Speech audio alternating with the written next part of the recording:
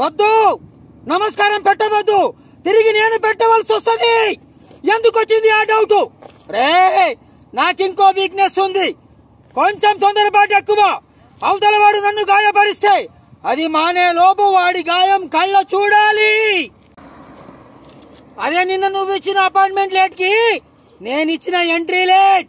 నేనేం చెయ్యలేను చెప్పు, నువ్వేం చెయ్యగలవు చెప్పు. ఏది చేస్తే బాగుంటుందో నేను డిసైడ్ చేస్తాను. లంబోదరి గారు, మీరు నా దగ్గరకు వచ్చారా, నేను నీ దగ్గరకు వచ్చానా? అంటే ఎవరు భయపడుతున్నట్లు? 2 నిమిషాలు నువ్వు ఈ కాలర్ని ఇలాగ పట్టుకుంటే నువ్వు మగాడివని ఒప్పుకుంటాను.